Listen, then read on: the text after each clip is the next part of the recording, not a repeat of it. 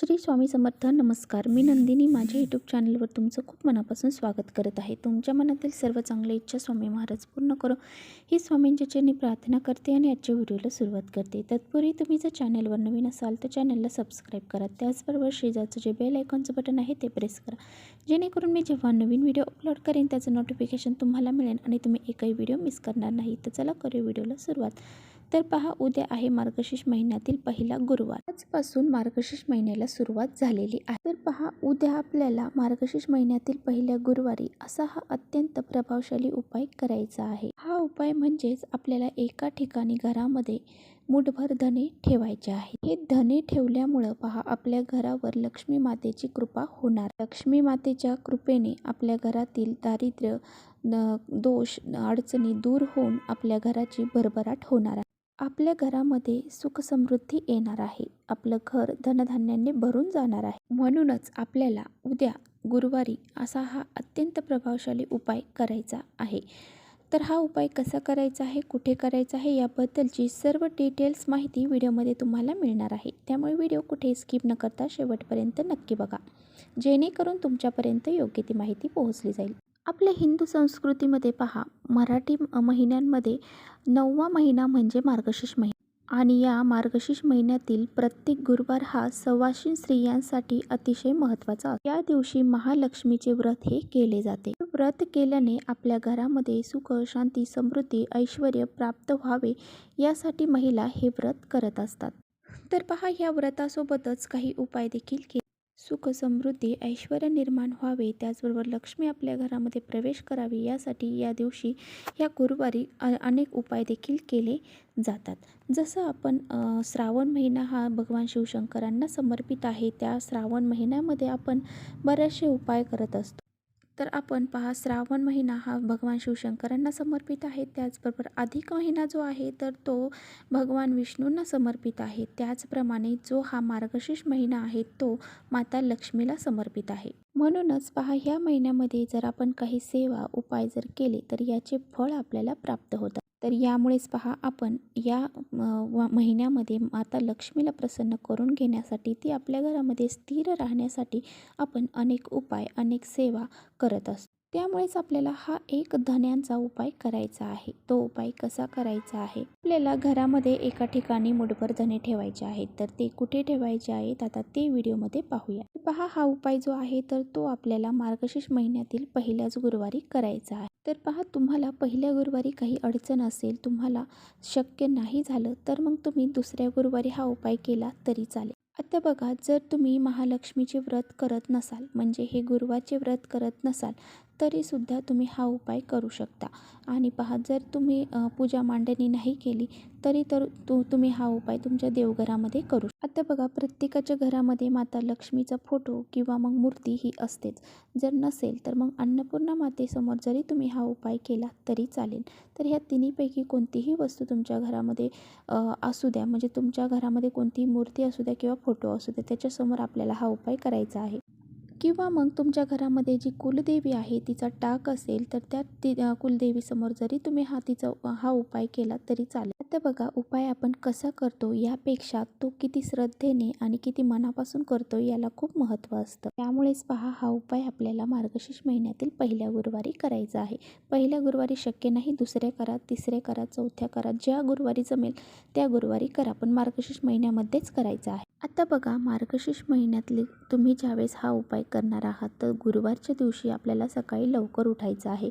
घराबाहेर आपल्या सडा रांगोळी करून आपण आपले आंघोळ वगैरे करायचे आहे, देवपूजा करायची आहे आणि मग त्यानंतर तुम्ही हा उपाय करू शकता. आणि जर तुम्ही हे व्रत पकडलेलं असेल, तुम्ही जर गुरुवारचं व्रत पकडलेलं असेल तर तुम्ही या व्रताची मांडणी करायची आहे, म्हणजे या पूजेची मांडणी करायची आहे आणि त्यानंतर हा उपाय करायचा. तर पहा, ही पूजा मांडणी आपली झाल्यानंतर आपल्याला समोर बसून आपण जे काही व्रत करणार आहोत तर त्याचा संकल्प हा करायचा आहे. आता बघा, आपल्याला सर्वात अगोदर आपली जी पूजा मांडणी करणार आहोत आपण, तर त्या पूजा मांडणीमध्ये आपल्याला तुपाचा दिवा लावायचा आहे. गाईच्या शुद्ध तुपाचा दिवा आपल्याला त्या पूजे मांडणीमध्ये लावायचा आहे आणि त्यामध्ये आपल्याला कलाव्याची जी लाल वात असते तर ती लाल वात घालून तो दिवा लावायचा आहे. तर पहा, तुम्ही जर व्रताची मांडणी केली असेल तर त्या पूजेसमोर हा दिवा लावा किंवा मग तुमच्या देवघरासमोर जरी लावला तरी चालेल. आता बघा, जो दिवा आपण लावणार आहोत तर ती कलाव्याची वात ही जोडवात करायची आहे आणि त्या दिव्यामध्ये लावायची आहे. त्याचबरोबर हा दिवा प्रज्वलित करायचा आहे आणि त्यामध्ये 2 भीमसेनी कापराच्या वड्या देखील आपल्याला घालायच्या आहेत. त्यानंतर आपल्या लक्ष्मी मातेला आपल्याला प्रार्थना करायची आहे. आपल्या घरामध्ये सुख समृद्धी राहावी, घरामध्ये पैसा यावा यासाठी प्रार्थना. त्यानंतर पहा, आपल्याला आपली अशी प्रार्थना करून झाल्यानंतर आपल्याला देवाचं नामस्मरण करायचं आहे आणि कुणाशीही आपल्याला कुणाचा अपमान होईल असं कुणालाही बोलायचं नाही किंवा मग कुणाशीही भांडायचं देखील नाही, कुणाला वाईट देखील बोलायचं नाही. अशा प्रकारे आपल्याला हा उपवास करायचा आहे आणि या उपवासाच्या दिवशी आपण जे काही नियम आहेत ते सुद्धा पाळायचे आहे. आता बघा, ह्या व्रताची जी मांडणी आहे, जी आपण पूजा मांडणी करतो ती सकाळी करा किंवा मग संध्याकाळी करा. एक तर तुम्ही सकाळी करू शकता, नाहीतर मग संध्याकाळी देखील करू शकता. संध्याकाळी म्हणजे 5च्या नंतर. तर पहा, संध्याकाळी जर आपण पूजा मांडणी केली तर अतिउत्तम, कारण ह्या तिन्ही सांजेच्या वेळेमध्ये घरामध्ये लक्ष्मी माता प्रवेश करत असते आणि आपण अशी ही पूजा मांडणी त्यावेळेस जर केली तर लक्ष्मी माता आपल्या घरामध्ये प्रसन्न होऊन प्रवेश करते. त्यानंतर पहा, पूजा मांडणी झाल्यानंतर आपल्याला लक्ष्मी मातेला प्रार्थना करायची आहे आणि तिथे बसून आपल्याला देवीची आरती करायची आहे, कथा वाचायची आहे आणि त्यानंतर गोडाचा नैवेद्य देखील आपल्याला त्या पूजा मांडणी केलेली आहे त्या लक्ष्मी मातेला दाखवायचं आहे. आता बघा, आत्तापर्यंत आपण पाहिलेलं आहे की पूजा कशी करावी, मांडणी कशी करावी, त्याचबरोबर आपण हे व्रत कशाप्रकारे पकडावे, काय खावे, या गोष्टी आपण ह्या आत्तापर्यंत पाहिलेल्या आहेत. खाण्यामध्ये पहा, जे काही आपण उपवासाचे पदार्थ आहेत तर ते खाऊ शकतो. आता बघा, आपण हा जो उपाय आहे तो कसा करायचा आहे ते पाहणार आहोत. तर पहा, एका वाटीमध्ये आपल्याला मुठभर धणे घ्यायचे आहे आणि आपल्या देवघरासमोर आपल्याला बसायचं आहे आणि ह्या घेतल्याच्या नंतर तेथे आपल्याला श्रीसूक्ताचं पठण करायचं आहे. जर आपल्याला या श्रीसूक्ताचं पठण करणं शक्य नाही तर मग तुम्ही यूट्यूबला लावून देऊन याचं म्हणजे श्रवण देखील करू शकता. त्याचबरोबर आपल्याला श्री महालक्ष्मी अष्टकमचं पठण करायचं आहे. त्याचबरोबर महालक्ष्मीचा महामंत्र जो आहे त्याचा सुद्धा आपल्याला जप करायचा आहे. आता बघा, आपण हे श्री महालक्ष्मी नमः, श्री महालक्ष्मी नमः हा महालक्ष्मीचा मंत्र म्हणत म्हणत आपण जे प्लेटमध्ये धणे घेतलेले आहेत तर ते आपल्याला जी लक्ष्मी माता आहे आपली तिच्यावरून 3 वेळा उतरवायचे आहे. म्हणजेच कसं, जसं घड्याळाचा काटा फिरतो पहा गोलाकार, त्याप्रमाणे आपल्याला क्लॉकवाईज हे 3 वेळा उतरवून घ्यायचे आहेत. त्यानंतर बघा, आपल्याला हे धणे उतरवून झाल्यानंतर आता बघा, हे धणे घ्यायचे आहेत आणि आपल्या घरामध्ये जी करती व्यक्ती आहे, म्हणजे जी आपल्या घरामध्ये पैसा कमवून आणते ती करती व्यक्ती आहे, त्या व्यक्तीवरून आपल्याला हे धणे उतरवायचे आहेत. तर पहा, हे कमवणारी व्यक्ती स्त्रीसुद्धा असू शकते किंवा आपल्या घरातील मुलं असू शकतात किंवा मग पतीसुद्धा असू शकतात. तर त्यांच्यावरून आपल्याला हे 3 वेळा उतरवून घ्यायचे आहे. आता बघा, आपल्याला काय करायचं आहे, आपले जे करते व्यक्ती आहे, जे कमवते व्यक्ती आहेत त्यांना देवीच्या तिथे बसवायचं आहे. जिथे आपण पूजा मांडणी केली आहे तिथे बसवायचं आहे आणि त्यांच्यावरून हे चिमूटभर त्यातले थोडेसे चिमूटभर धणे घ्यायचे आहेत आणि ते 3 वेळा उतरवून घ्यायचे आहेत. मग ते एक व्यक्ती असू दे, 2 व्यक्ती असू दे, तुमच्या घरामध्ये जेवढे करते पुरुष असतील किंवा स्त्रिया असतील त्यांच्यावरून हे उतरवायचे आहे. तर बघा, जे काही आपल्या घरामध्ये एखादी वाटी असेल तर त्यामध्ये जेवढे बी पुरुष असतील त्यांच्यावरून आपल्याला हे उतरवून घ्यायचे आहेत आणि आपल्याला त्या पाटीमध्ये ठेवायचे आहेत. आणि त्यानंतर आपल्याला 2 भीमसेनी कापराच्या वड्या घ्यायच्या आहेत. तर पहा, ह्या 2 लवंगा आपल्याला घ्यायच्या आहेत. भीमसेनी कापराच्या 2 वड्या लवंगा घ्यायच्या आहेत 2 आणि ह्या लवंगा ज्या आहेत तर त्या व्यवस्थित घ्यायच्या आहेत. फुटलेल्या किंवा किडलेल्या किंवा खंडित झालेल्या आपल्याला घ्यायच्या नाही, व्यवस्थित फुल असणाऱ्या लवंगा आपल्याला घ्यायच्या आहेत. हे भीमसेनी कापराच्या 2 वड्या घ्यायच्या आहेत आणि जे चिमूटभर धणे आहेत जे आपण करत्या व्यक्तींवरून उतरवलेले आहेत ते आपल्याला घ्यायचे आहेत. तर पहा, आपण जे काही नैवेद्य वगैरे दाखवायचं आहे संध्याकाळच्या वेळी आणि पूजा अर्चा करून झाल्याच्या नंतर हे जे धणे आहेत ते धणे, भीमसेनी कापूर आणि ह्या लवंगा तर ह्या आपल्याला जाळायच्या. आता बघा, जे धणे, जे लवंग आहेत, जे कापूर आहे ते आपल्याला प्रज्वलित करायचं आहे. तर लवंगामुळे पहा लक्ष्मी माता आपल्या घराकडे आकर्षित होते आणि धन्यांमुळे सुद्धा ती आपल्या घराकडे आकर्षित होते. आणि जो कापूर आहे तर तो नकारात्मकता शोषून घेण्याचं काम करत असतो.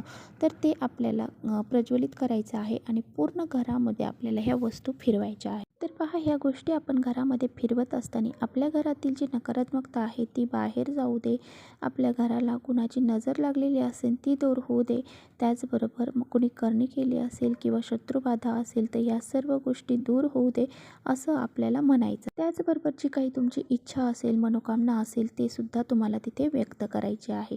अशा सर्व गोष्टी आपल्याला तिथे व्यक्त करायच्या आहेत. त्याचबरोबर ह्या सर्व दोष अडचणी दूर होऊन माझ्या घरामध्ये सुख समृद्धी आणि लक्ष्मी प्राप्ती होऊ दे अशी आपल्याला प्रार्थना करायची आहे.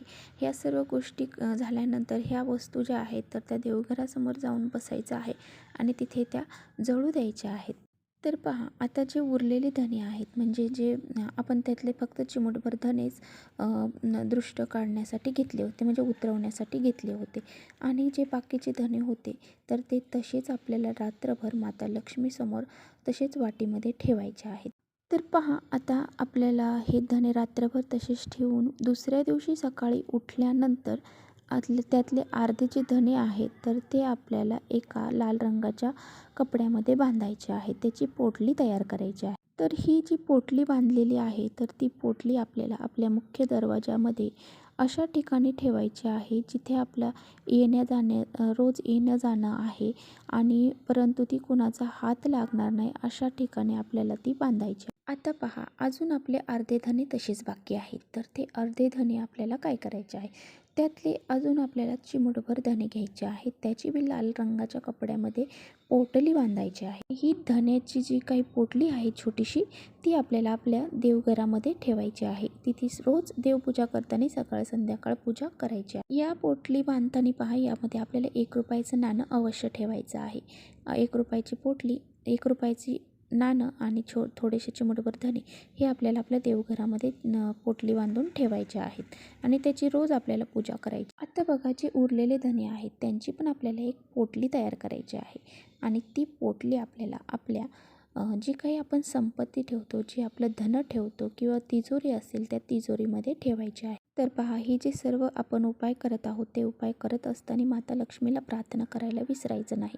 माझ्या घरामध्ये जी धनाच्या पोटल्या ठेवलेल्या आहेत त्यामुळे माझ्या घरामध्ये माता लक्ष्मीचा प्रवेश होऊ दे आणि माता लक्ष्मी माझ्या घरामध्ये स्थिर राहू दे. त्याचबरोबर माझ्या घरातले दोष अडचणी दूर होऊ दे अशी प्रार्थना माता लक्ष्मीला करायची आहे. पहा या पोटलीच्या बांधत असताना आपल्याला आपल्या मुलांसाठी आपल्या पतीची प्रगती व्हावी, मुलांची प्रगती व्हावी, घरामधील दुःख, दारिद्र्य, गरिबी असेल ती दूर व्हावी, त्याचबरोबर आपल्या व्यवसायामध्ये प्रगती व्हावी आणि आपले मिस्टर जर नोकरी करत असतील नोकरीमध्ये प्रमोशन वगैरे व्हावं अशी प्रार्थना आपल्याला माता लक्ष्मीला करायची आहे.